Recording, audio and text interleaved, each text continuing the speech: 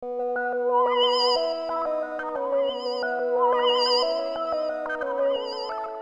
clases de medio de comunicación hay? Visual, auditiva. Sí, por todos los sentidos, todos los sentidos, aquí están.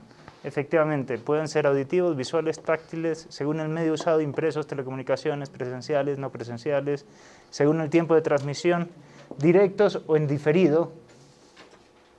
A ver, volvamos a la... Y según la posibilidad de respuesta, medios de una vía o medios de doble vía. ¿Se entiende esto último? Yo creo que esto es sencillo. ¿Se puede responder Sí, exactamente. Sí, efectivamente, si yo mando un WhatsApp, el envío es una vía, pero bueno, si hay posibilidad de responder, dos vías. Una carta suele ser una vía, etc. No tiene mayor complicación, es solo hacer la clasificación, porque cada uno de estos tiene una regulación especial. Y ahí, José María de Santos decía que aplicaba a los medios el principio de universalidad. El principio de universalidad, es decir, todos tenemos derecho a usar todos los medios de información. Es con natural al ser humano tener acceso a cualquier medio, obviamente según la oportunidad, según no haya recursos escasos, en igualdad de oportunidad, decíamos, ¿no? Porque efectivamente no todo el mundo tiene en la práctica derecho a tener un canal, porque no todo el mundo tiene los medios. Pero al menos se debe de conceder a todo el mundo una igualdad de oportunidades. Esto lo vimos también en otra clase, desarrollo de los medios de comunicación y equidad. Esto ya es una cosa más de fondo, más política. Deben desarrollarse todos los medios de comunicación de manera que realicen lo más posible los valores cognitivos. Ya hemos visto lo que eran los valores cognitivos en la otra clase. La verdad, la belleza, la precisión, etcétera, etcétera, etcétera, ¿no? La autoridad tiene una especial obligación en esto de poner las medidas para achicar la brecha digital entre pudientes y menos pudientes. Esto se entiende, yo creo, ¿no? Hay gente que no tiene acceso a ciertos medios de comunicación. Se ha puesto, incluso en otros países como derecho humano, el derecho a tener una hora de internet. Costa Rica y otros del Caribe, ¿no? Hora de internet. Entonces tú vas a algún lugar y te dan internet de una hora. Cada vez esto es más fácil porque hay ya zonas Wi-Fi, como dicen aquí, o en España dicen Wi-Fi, y a uno le ven raro si dice de otra manera. Y bien, la comunidad debe procurar estandarizar y conciliar la regulación de los medios de comunicación. ¿Se entiende esto? Es decir, que yo pueda mandar un mensaje y lo puedan leer al otro lado del mundo. Para eso tiene que poner estándares. Por eso se han puesto muchos estándares, como los estándares INEN y otros más. También para las comunicaciones es importante que lo hagan. Si no, no hay quien se entienda. Este es otro tema interesante. Las autoridades han de procurar evitar la concentración artificial de los medios de comunicación en pocos sujetos. Por ejemplo, lo más clásico es concentrarlos en cabeza del Estado. Cuando el Estado tiene todos los medios de comunicación, él es el que impone su ideología, su forma de pensar, el gobierno de turno, de derechas, de izquierdas, de arriba, de abajo, de lo que sea. Y eso es una cosa que hay que evitar simplemente, ¿no? Obviamente, como en todo el derecho de la competencia, lo que se prohíben son los monopolios artificiales. ¿Se acuerdan que vimos este concepto? Es decir, no se prohíbe, si yo soy el primero que tengo una radio en el Ecuador, no me van a prohibir tenerla porque tendría el monopolio, ¿no? Eso no es un monopolio artificial, es un monopolio natural. El primero que llega al mercado es el único que tiene ese producto. Pero claro, lo que está prohibido es que yo, como ya he enquistado en el mercado, evite que otros tengan canales, ¿no? Leyes que dicen que ponen solo en cabeza del Estado todos los canales, por ejemplo, ¿no? Esto era más en el pasado. Y prohibían prácticamente a los particulares tener una cosa parecida, pues caerían en esto, en el monopolio ideológico artificial. Muy bien. Y sin más, ya entramos ahora al mensaje, a la forma, a la información.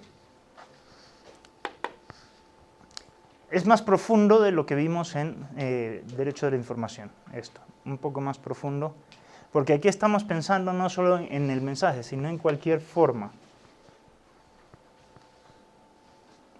También estamos pensando en la identidad propia de las personas, que tienen una forma, ¿no?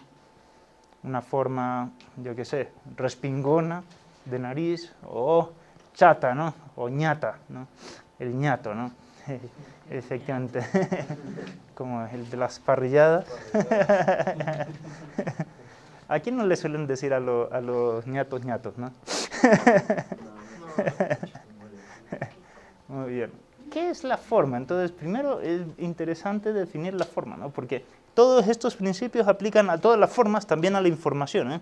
Y a cualquier tipo de mensaje de comunicación, ¿no? Entonces, podríamos definirla como el conjunto de perfecciones, hábitos, potencias activas y pasivas, virtudes o cualidades que determinan el modo de ser de un ente material o espiritual. Esto es bien abstracto, es filosófico. La noción de forma es un concepto filosófico. Es decir, ¿quién es Chantal? ¿No? Entonces, uno podría decir la que tiene un pelo largo, que no sé cuánto, pero también puede decir la que utiliza pintalabios fucsia. Son acciones, ¿no? Las virtudes, cualidades, es buen estudiante, se preocupa, etcétera, etcétera, etcétera, etcétera, ¿no? Esas son virtudes, ¿no? ¿Se entiende? Muy bien. Los hábitos, ¿no? Yo suelo utilizar un pintalabios fucsia. Yo no, pero...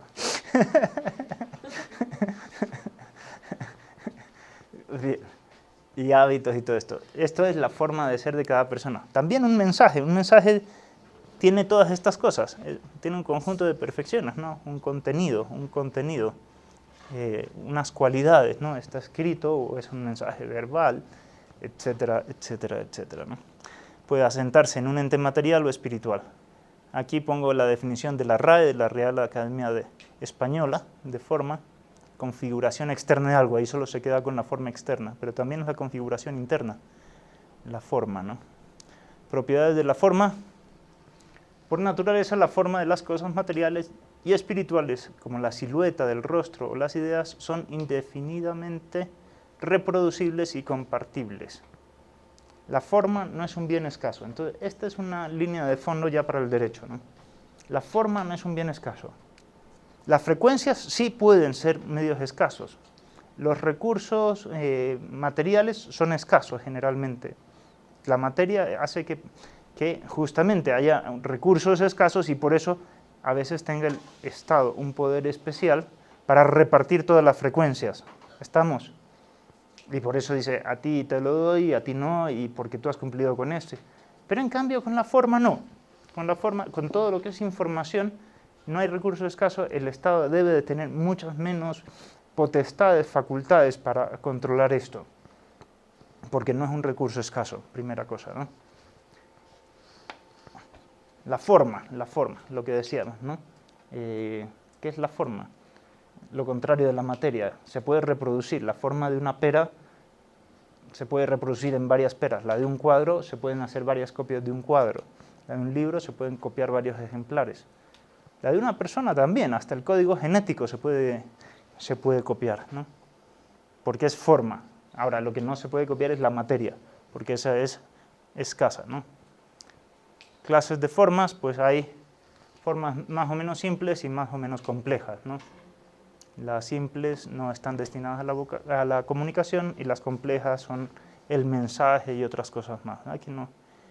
Principios aplicables a la forma. Entonces aquí ya es el resumen de principios que vendrán después. Este límite 66, ¿no? El principio de veracidad, de objetividad, de relevancia, de integridad, de oportunidad, de claridad, coherencia, de autenticidad y pluralidad, el principio de honestidad, belleza, y en general, bueno, otros principios, uno por cada valor, ¿no? Aplicas mutatis mutandis a la forma los principios mencionados hasta el 7, hasta aquí. A ver, todos estos son principios del mensaje, de la forma compleja, destinada a comunicarse. Pero la forma, por ejemplo, la forma de la identidad de las personas no aplican todos exactamente. Bien. mutatis mutandis, sí. A la forma aplican todos estos. Bien. Más o menos para ir marcando distinciones. Haremos un repaso de esto que ya lo han visto ustedes, ¿no? El principio de veracidad, ¿no? Hay un derecho y hay una obligación a la verdad. Antes de leer todo, pensar un poco. Derecho y obligación a la verdad. ¿Yo tengo derecho a la verdad? Sí. Depende. A la verdad, ¿Y a quién se la vas a pedir? Tienes derecho a la veracidad en todo caso. No ¿qué puedes- derechos? Exactamente, es complicado. Si yo tuviera derecho a la verdad, prácticamente sería un ángel, ¿no? Es que se necesita. Digo, Sería un ángel. que puedo conocer automáticamente la verdad de un vistazo, ¿no? Si necesito la verdad o no. Porque, como vimos en Derecho a la Información, yo no necesito saber cómo. Salud. No necesito saber cómo se realizó todo el acto terrorista, aunque sea verdad.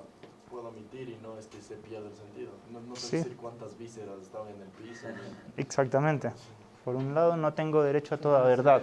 Tiene derecho a... ¿Qué derechos hay sobre la verdad? Aparte, yo les puedo decir a ustedes, díganme toda la verdad y nada más que la verdad de cualquier suceso. O al menos de, yo qué sé, de lo que ha salido en el periódico. Tampoco, ustedes no tienen obligación. Con lo cual, con ustedes no ha sido una relación jurídica. Ustedes pueden pedirme a mí que les diga la verdad. Esto es una cosa, ¿no? El derecho a la verdad. Generalmente en la jurisprudencia de los tribunales internacionales, cuando se habla del derecho a la verdad, se habla del derecho a la verdad en casos criminales.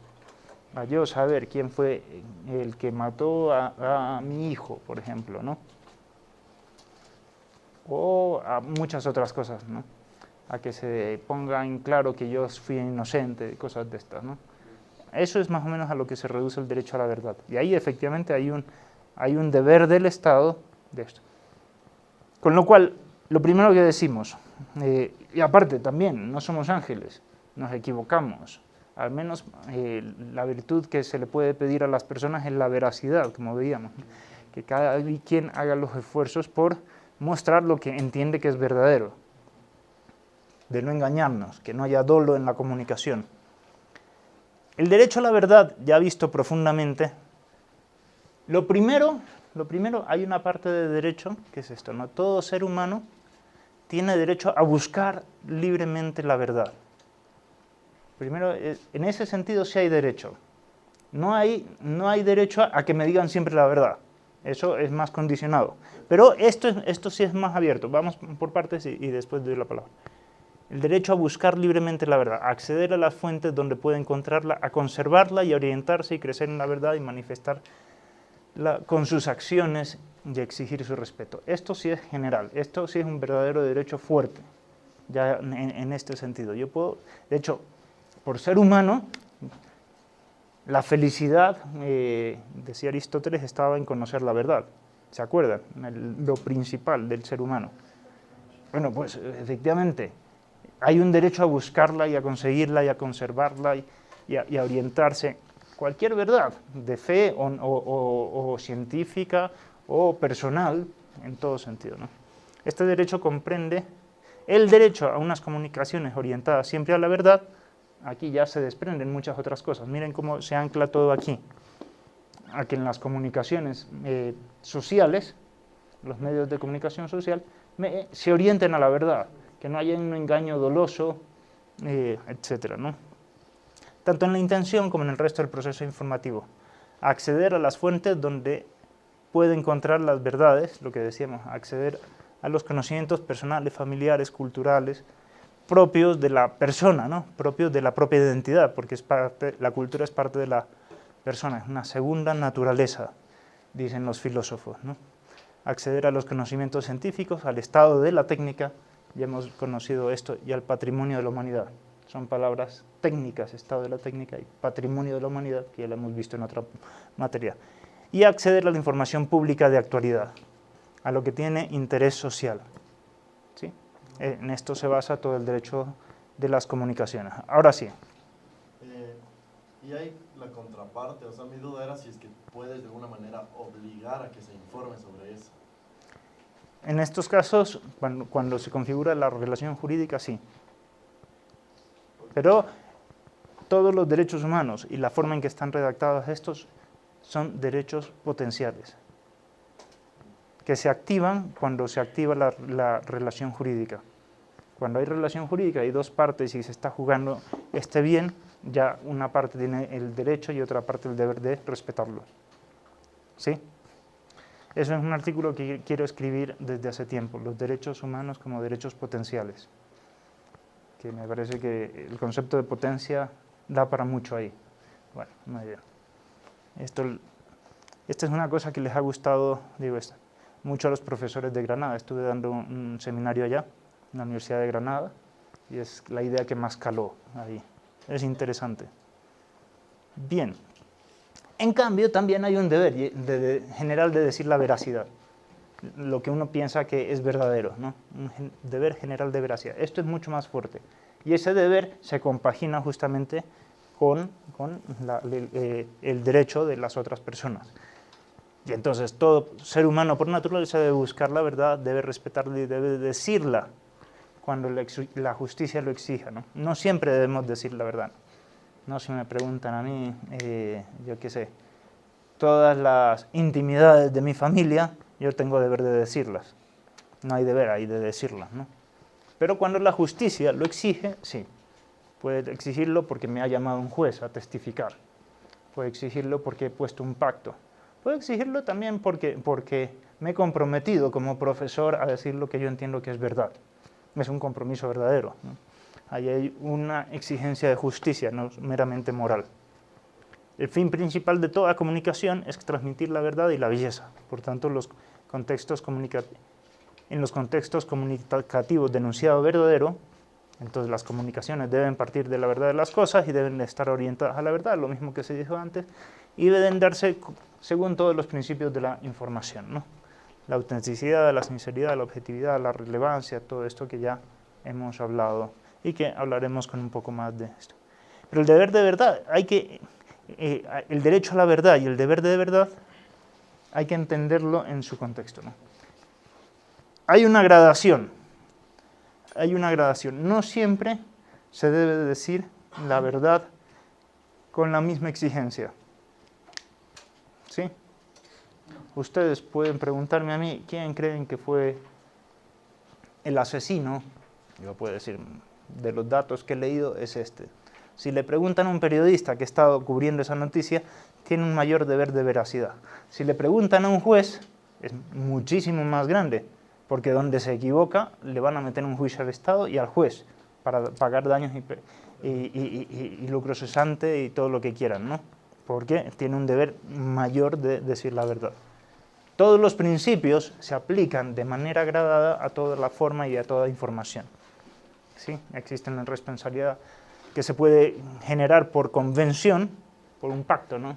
Por ejemplo, cuando contratan un abogado para que les asesore en un tema y el abogado los asesora mal, pues paga el abogado. Es responsabilidad profesional porque es un pacto, ¿no? Cuando de propósito se transmite la información con altos visos de veracidad. Si yo les digo a ustedes, hay una corrida bancaria, vayan a sacar el dinero, tiene altos visos de veracidad y puede causar un daño muy grande. Cuando se prevé una mayor difusión del mensaje y otros factores más que los pueden leer ahí. Me parece que ahí están más sintetizados en el código, ¿no? Hay una responsabilidad cuando se dicen cosas falsas y cuando se miente. Ahí hay una distinción, no sé si se alcanzan a dar cuenta, entre mentir y un tratadista decía que no es lo mismo mentir que decir mentiras. Es lógico. Porque dice, una tiene la intención de engañar y otra, yo pensaba que era, ¿no? Realmente no hay distinción si utilizas la palabra en el mismo sentido. Pero por eso aquí decimos, una cosa es decir información falsa y otra cosa es decir mentiras, ¿no? Es decir falsedades sabiendo que son falsas, ¿no? Uno puede decir falsedades si no tiene la intención de decirlas, Sí. sin responsabilidad. Depende. Depende de del grado. Depende. La consecuencia. Depende del deber que haya de decir la verdad. Por ejemplo, si me contratan a mí como abogado, yo no he estudiado bien la carrera, he logrado pasar así copiando, etcétera. Después digo una falsedad y me pueden seguir un juicio. Yo digo, pero era lo que yo entendía, sí, pero tú tenías un deber de decir la verdad jurídica mucho más grave que de otras personas, ¿no? No podías decir falsedades, ¿no? En derecho de la publicidad, aunque uno ponga toda la buena voluntad, si uno dice cosas falsas, paga.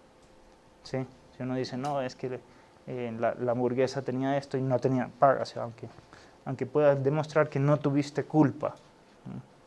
Con lo cual depende, ¿no? De todo esto. Sobre todo, hay más responsabilidad cuando hay un juicio temerario. Cuando yo he oído que hay una corrida financiera y eso puede causar que quiebre un banco, yo no puedo replicar el rumor sin tener una constatación de esto, porque es un juicio temerario. ¿Se entiende lo que es un juicio temerario? Doménica, ¿se entiende lo que es un juicio temerario? Un juicio que yo hago de cualquier cosa sin el suficiente fundamento, que puede dañar gravemente a alguna persona. ¿Sí? Por ejemplo, lo del bulo bancario, retiren la plata porque eso puede quebrar al banco, entonces por eso se castiga, nuestra ley orgánica de comunicación lo castiga. Si yo digo, de que sé, tal persona tiene una fe y ni sé cuánto con su empleada, eso es un juicio temerario. Si yo no tengo suficientes pruebas de eso es un juicio que acarrea mucha responsabilidad, ¿sí? Porque estoy poniendo en juego la honra de una persona. Obviamente, cuando uno jura, tiene una responsabilidad mayor, ¿sí? O da una garantía de veracidad. Esto es, en el fondo, por ejemplo, un pagaré. ¿Qué es un pagaré? Una promesa de que en verdad pagaré. Es una promesa de verdad, en el fondo, más que de pagar, pero es de que voy en verdad a pagar. En el fondo se está jugando aquí la verdad, y por eso es una garantía de la verdad. Un pagaré, una letra de cambios y otras obligaciones que uno escribe en un contrato. Son a futuro, son garantías de que en verdad van a suceder. Con lo cual puede ser bajo juramento o sin juramento, y efectivamente Bien. Aquí hay, cosas de literatura que son muy simpáticas, que ya los van a leer. Y toda la regulación, en nuestro derecho no se ha regulado tanto el juramento. En el derecho canónico está súper regulado. Entonces tienen todo, como fuente indirecta, toda la regulación del juramento. Y al menos hemos acabado con la verdad por esta primera hora de clase.